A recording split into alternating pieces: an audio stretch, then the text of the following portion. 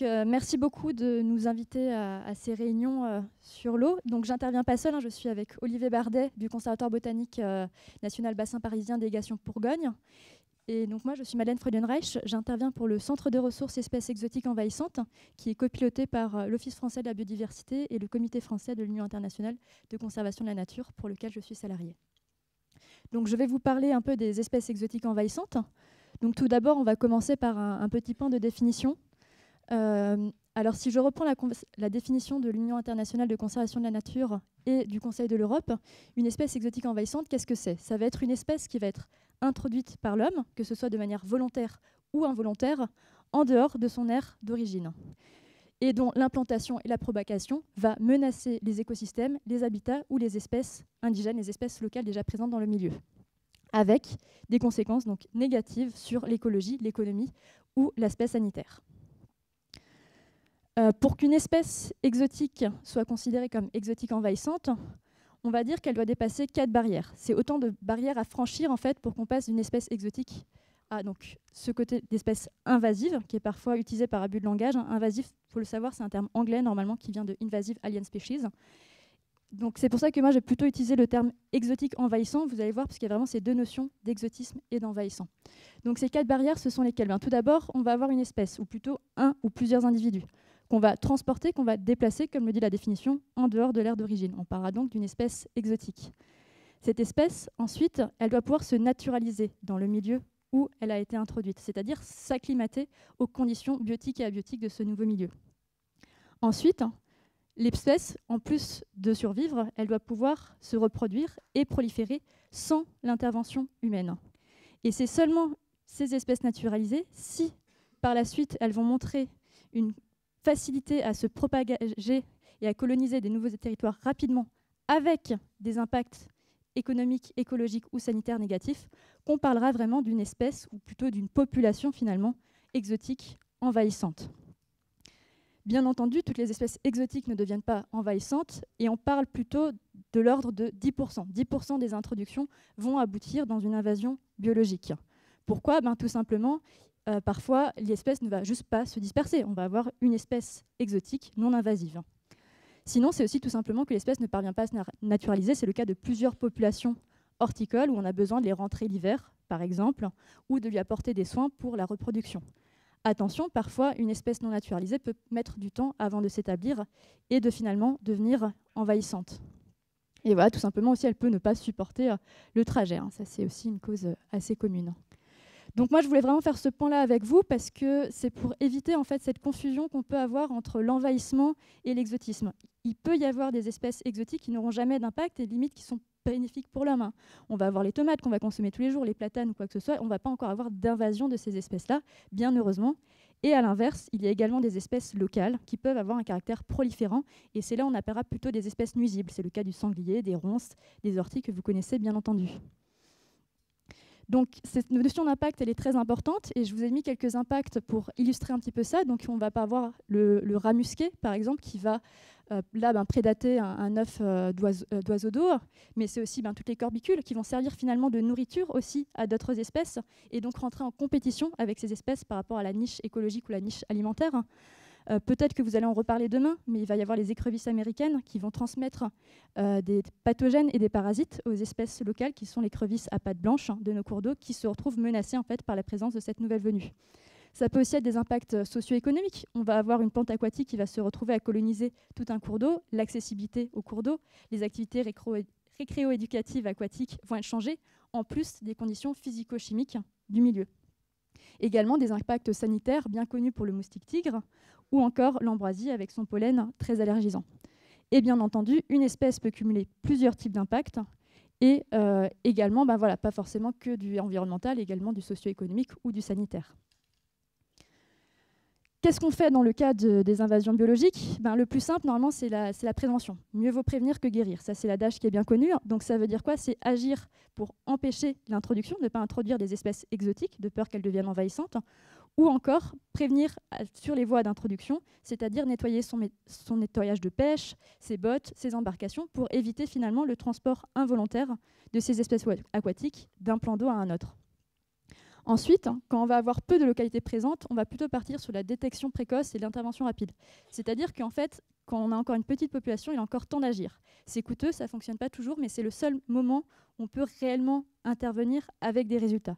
Parce qu'après, quand la population finit justement par s'implanter et devenir largement répandue, c'est souvent là où va y avoir la prise de conscience de la part du public, des utilisateurs des cours d'eau, de dire quelle est cette plante aquatique qui m'empêche d'aller pêcher, qui empêche mon bateau de passer, ces ragondins qui vont détruire les berges. Mais souvent, quand on est dans ce cas-là, c'est que l'espèce est devenue largement répandue et on ne va plus pouvoir forcément endiguer cette colonisation, on va plutôt être sur des mesures de confinement et de l'entretien des cours d'eau et des milieux colonisés. Et c'est là où la gestion va finalement avoir un coût parce que ça va être de l'entretien régulier et donc un coût qui va se répercuter tous les ans. Pour faire le point sur la France, moi je n'ai pas forcément la vision typique sur la Bourgogne-Franche-Comté, mais heureusement, alors j'ai découvert ça, vous avez un petit cus avec les espèces pour Bourgogne-Franche-Comté qui sont exactement ces mêmes chiffres, mais pour la région. Donc si on prend au niveau national, Outre-mer et Métropole, on est à peu près à 500 espèces considérées comme exotiques envahissantes. Pour la Bourgogne, c'est 72 d'après ce livret. Et comme vous pouvez le voir, la majorité sont des espèces végétales. Mais ces chiffres sont largement sous-estimés, tout comme les coûts engendrés. Une dernière étude qui est parue en 2021 estime les coûts annuels en France de la gestion entre 48 et 420 millions d'euros annuels. Et en fait, c'est des chiffres largement sous-représentés, tout d'abord parce que les coûts ne sont pas forcément bien indiqués et souvent, il manque des coûts. Et de plus, le nombre d'espèces exotiques envahissantes est une tendance en hausse. Et l'Observatoire national pour la biodiversité indique en 2021 qu'en moyenne, tous les 10 ans, ce sont 12 espèces exotiques envahissantes qui colonisent un nouveau département. Donc ça en fait des nouveaux coûts et des nouveaux impacts. Donc qu'est-ce qu'on fait? Il y a l'Union européenne qui a décidé de mettre un règlement en place pour uniformiser la gestion à l'échelle des territoires membres.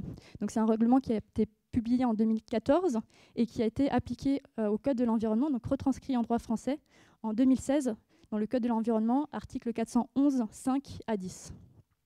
Ce règlement européen, il a été aussi repris dans les grandes lignes par la stratégie nationale relative aux espèces exotiques envahissantes publiée par le ministère de l'Environnement en 2017, qui reprend notamment dans les 18 actions identifiées la création d'un centre de ressources nationales dédié à cette thématique pour accompagner les gestionnaires et les décideurs sur cette question. En adéquation et en continuité avec le règlement européen, il y a eu une première liste d'espèces réglementées à l'échelle de l'Europe qui a été prise en 2018. C'était une première liste de 49 espèces qui est ensuite mise à jour et actualisée. Aujourd'hui, on est maintenant à 88 espèces réglementées à l'échelle de l'Union européenne et pour laquelle l'introduction, la vente, la commercialisation, le déplacement vont être interdits. En continuité avec ce règlement-là également, en 2022, un plan d'action pour prévenir l'introduction et la propagation des espèces exotiques a été publié cette année pour vraiment mettre l'emphase sur ces voies d'introduction, je vous disais, là où ça coûte encore le moins cher d'agir et où on est le plus efficace. Donc, par rapport à ces espèces réglementées, je vous ai mis la liste des 88 espèces avec un point d'eau sur les cours d'eau, un point sur les cours d'eau. Donc on va avoir beaucoup d'espèces de poissons, la plupart les écrevisses américaines comme on a pu déjà un petit peu en parler, la mouque pygmée et également sur la flore, voilà quelques espèces typiques des cours d'eau. Alors j'ai pas mis les espèces ripiciles, mais on aurait pu rajouter la balsamine de l'Himalaya par exemple, la fosse matricaire ou je ne sais encore, mais voilà, on peut voir que les cours d'eau sont quand même bien concernés par les invasions biologiques et ces espèces exotiques envahissantes. Donc pour le cas de la Bourgogne-Franche-Comté, je vais te passer la parole, Olivier.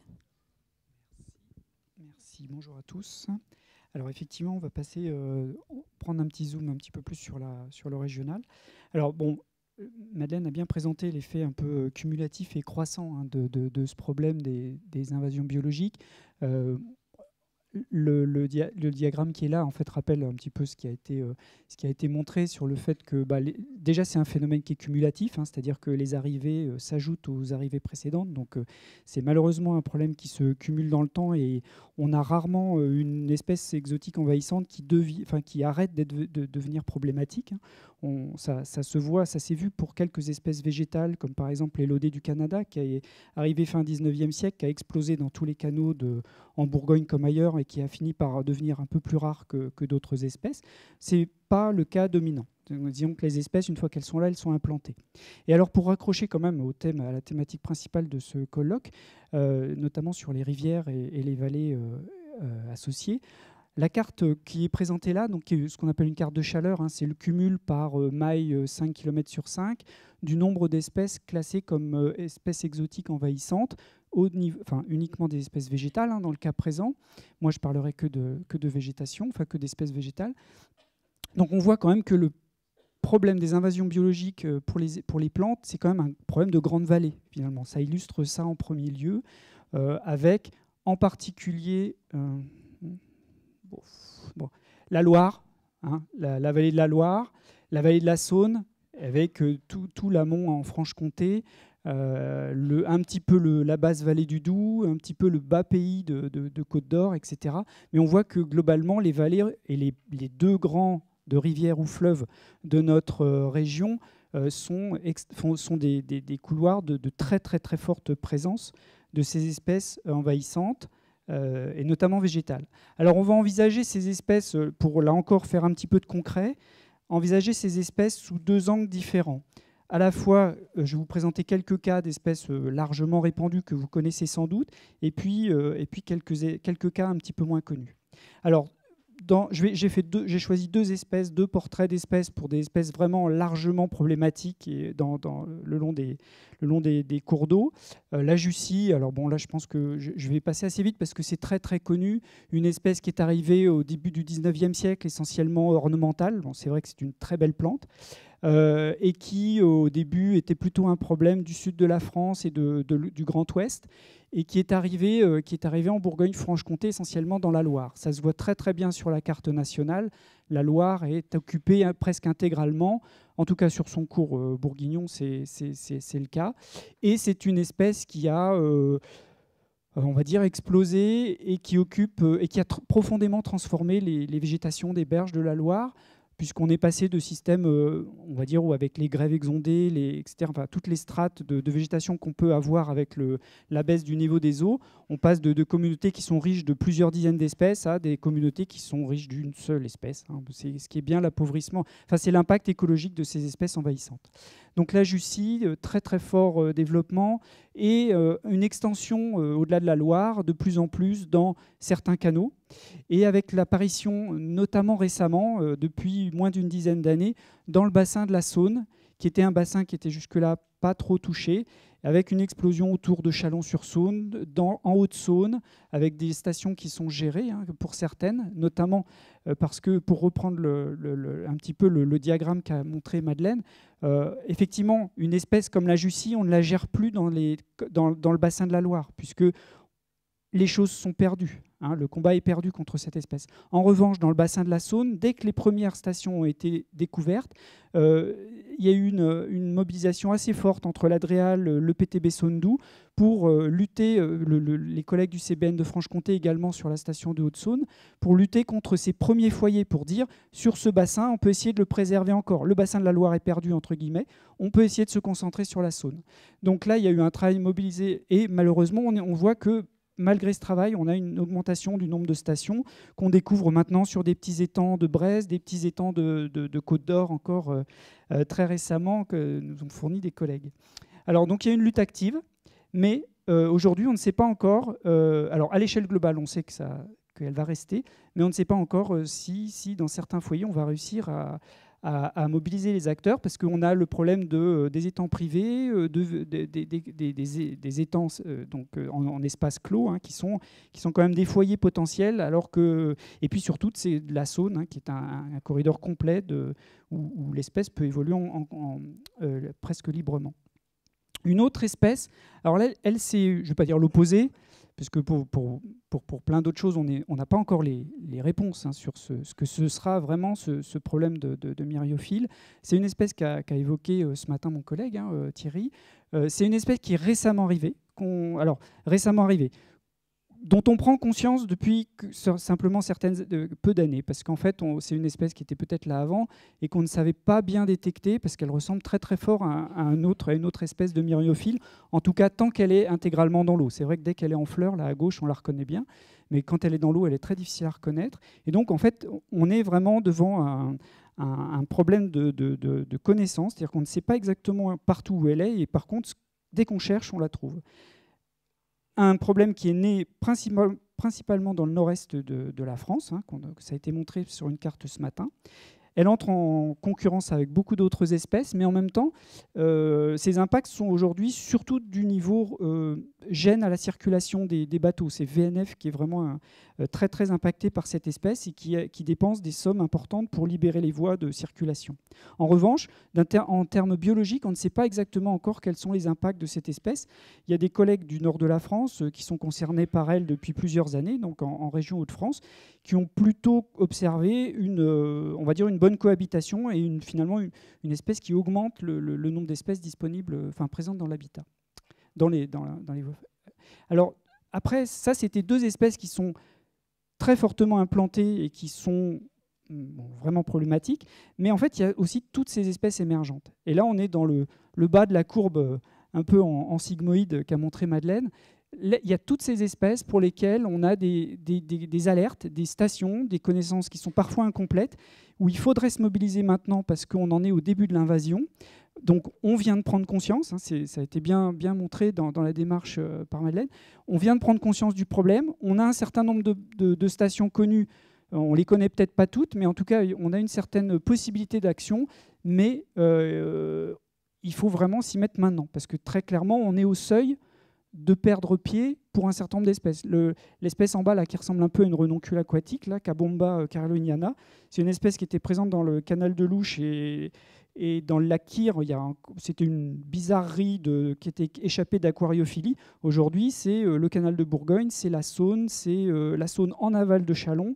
Donc c'est vraiment un problème qui s'étend très, très rapidement. Je passe assez vite. Cette diapo, alors Madeleine l'a évoqué très très succinctement également, mais c'est vrai qu'on a dit que les espèces envahissantes, en tout cas végétales, on a vu sur la carte, c'est un problème de vallée. Mais ces vallées, c'est des corridors de circulation, c'est des corridors qui marchent très très bien pour les plantes aquatiques, puisque le moins de débris peut générer des populations en aval avec le courant. Mais ça marche aussi très très bien pour les espèces terrestres, parce qu'avec les inondations, parce que des milieux perturbés en rive, des milieux qui sont riches au niveau nutritif, des milieux qui sont naturellement perturbés et qui donc offrent régulièrement de bonnes conditions de germination aux espèces en général, mais y compris aux nouvelles espèces. Et donc en fait, ces vallées offrent en fait énormément d'occasions et d'opportunités pour l'arrivée d'invasions biologiques, d'espèces envahissantes. Donc là, j'en ai cité quelques-unes. Hein. Il y a des espèces qui sont très bien implantées dans les vallées. L'érable négondo, hein, qui était aussi ornemental, qui maintenant fait partie intégrante des ripicylves de la Saône, du Doubs et de la Loire. Il y a des choses peut-être un peu moins connues, comme le topinambour, hein, qui est vraiment une espèce des mégaphorbiae de la basse vallée du Doubs. Les solidages, donc les verges d'or, hein, qui étaient ornementales et qui occupent maintenant les prairies abandonnées ou les dessous de peupleraies. Bon, bref, ça, c'est des choses bien implantées qui sont souvent issues d'anciennes cultures. Puis après, il y a des espèces émergentes, beaucoup moins connues, beaucoup moins de données, avec des bambous, des spirées, le rudbeckia, etc., etc. Donc, il y a des plans de lutte qui sont envisagés, hein, pour un certain nombre de ces envahissantes, pas toutes. Et il y a aussi une évaluation de la gravité, des fois, de quel est le problème posé par ces espèces. Mais on sait aussi que si on ne fait rien, clairement, on s'ouvre la porte vers des problèmes potentiels. Hein. Alors, très rapidement, parce que on sait pas, moi je ne me suis pas présenté rapidement, mais au-delà du cadre conceptuel finalement que peut apporter l'UICN ou d'autres structures qui réfléchissent sur éventuellement comment on évalue, quels sont les problèmes au niveau généraux, comment on évalue les espèces, etc. Donc moi je fais partie d'une structure qui s'appelle un conservatoire botanique national.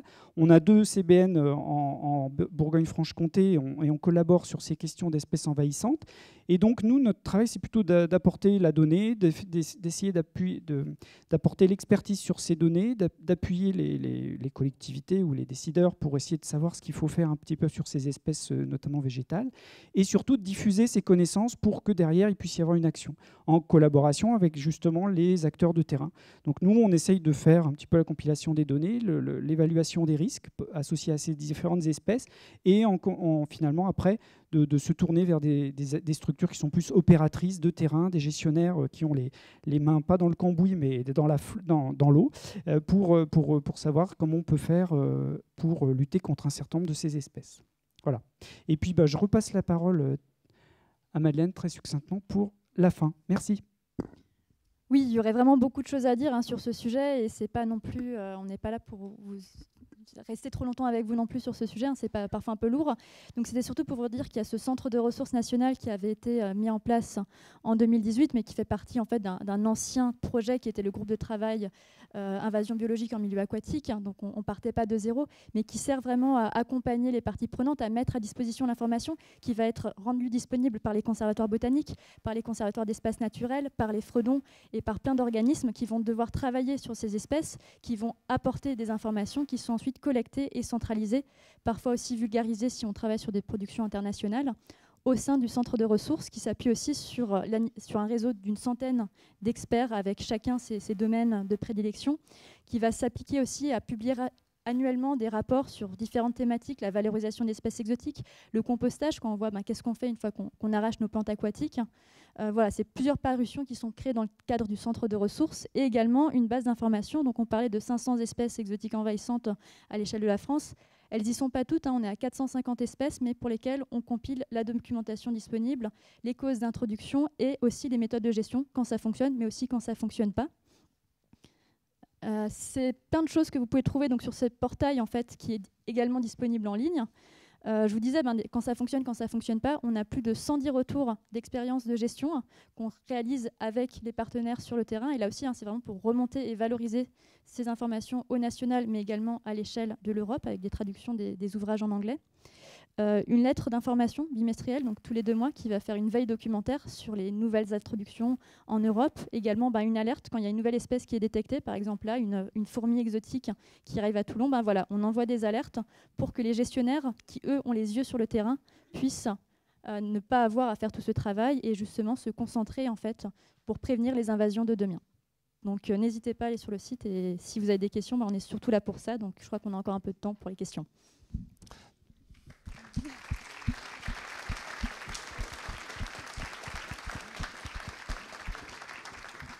Merci Madeleine, merci Olivier. Quelques questions.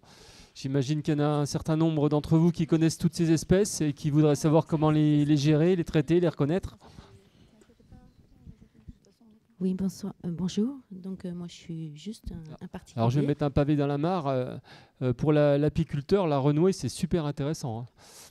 Ah mais la berce aussi. Oui, il y a une question ici. Oui, donc juste une question d'un particulier. Ça m'est arrivé, comme je suis photographe de nature, de croiser des espèces envahissantes et que j'ai authentifiées comme telles. Il me semble, je suis botaniste de formation et je suis un peu démunie, je ne sais pas. Est-ce que ça intéresse quelqu'un que je signale l'emplacement de cette espèce envahissante? Comment le faire? Et voilà.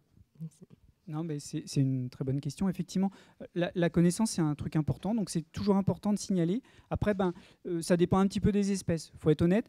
Signaler une station de renouée, de renouée du Japon, clairement, comme il y en a partout, il y a un peu moins d'enjeux. C'est-à-dire qu'on ne sait pas si on la valorisera tout à fait. En revanche, signaler une espèce comme la berce du Caucase ou comme certaines espèces qui sont plus rares et sur lesquelles il y a en plus des enjeux de santé ou des choses comme ça, c'est vraiment très important parce qu'on peut, derrière, essayer de les éradiquer, en plus à un stade relativement précoce. Ce que je disais. Donc bon, je fais un petit bémol entre les très très très courantes et les un petit peu plus rares, mais oui, c'est intéressant. Et du coup, quel est le moyen pour un particulier de signaler il existe pas mal d'outils. On peut citer. Il y a des outils très focalisés, très dédiés. Par exemple, il y a une plateforme spécifique pour l'ambroisie qui est gérée par les fredons. Après, le CBN du bassin parisien, par exemple, va ouvrir très bientôt un portail où on pourra saisir les données botaniques de toute espèce, donc y compris les espèces envahissantes. On peut transmettre des données, on va dire, en en bilatéral aux personnes, aux botanistes. Vous pouvez nous les envoyer, etc., que ce soit en Franche-Comté ou en Bourgogne. Il y a des gens qui compileront ces données. Merci. Après, c'est sûr, donc il y a les bases de données locales, et donc là, c'est bien d'aller directement en lien avec les conservatoires botaniques, parce qu'eux, ils vont vraiment pouvoir agir tout de suite sur le terrain. Après, il y a aussi des bases plus complètes avec l'INPN et les sciences participatives, ou encore e-naturalistes, où là, c'est peut-être parfois plus simple, parce que quand on est en vacances, on ne connaît pas forcément le CBN le plus proche de chez nous. Mais voilà, c'est plein de plateformes. Et après, toute cette donnée est répertoriée au sein d'un système d'information sur la donnée naturelle, prise en charge par le Muséum d'histoire naturelle. Bonjour. J'ai une question sur le conservatoire botanique. Il a publié une liste avec des notes pour chaque espèce en fonction de son pouvoir envahissant. Et du coup, il y en a qui ne sont pas encore considérées comme vraiment telles. Est-ce que celles-ci, quand on les rencontre, on les arrache, ou est-ce qu'on les laisse tant qu'elles n'ont pas passé ce pouvoir-là?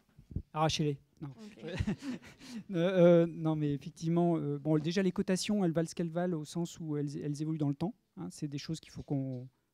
Donc c'est pas l'alpha et l'oméga, même si c'est fait par nous.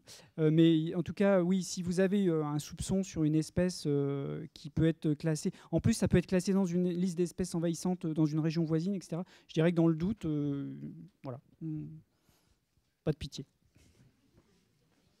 Ah, il y a encore une autre question, pardon. J'avais une question.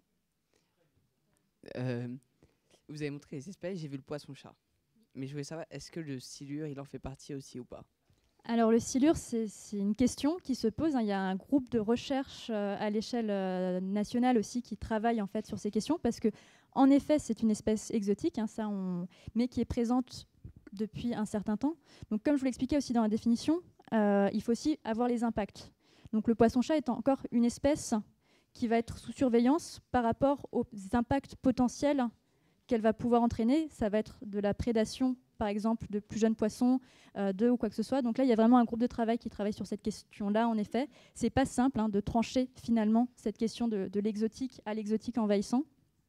Mais en effet, elle peut, dans certaines listes, être considérée comme une espèce exotique envahissante, mais tout le monde ne va pas s'accorder à la mettre dans ce lot-là. Et c'est là où, en fait, par rapport aux 88 espèces que je vous ai présentées, qui sont réglementées à l'échelle de l'européenne, c'est des analyses de risques qui sont mises en place. En fait, on va demander à des chercheurs de compiler de l'information sur les impacts qui sont économiques, sociaux, environnementaux et tout ça.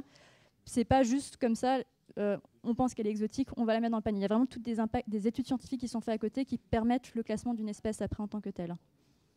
Alors dans les règlements de pêche, il y a un certain nombre d'espèces qui doivent être laissées sur le terrain quand elles sont prises. Ça dépend des sociétés, mais peut-être que les collègues de l'OFB qui sont dans la salle pourront en citer quelques-unes. Et puis le deuxième point, c'est que une société nationale très connue en France s'appelait avant la Société nationale d'acclimatation, voire même la Société royale d'acclimatation. C'est pas d'aujourd'hui qu'on importe des espèces dites exotiques, et les poissons ont fait partie de ces espèces qui ont été parfois massivement importées dans nos rivières et étangs.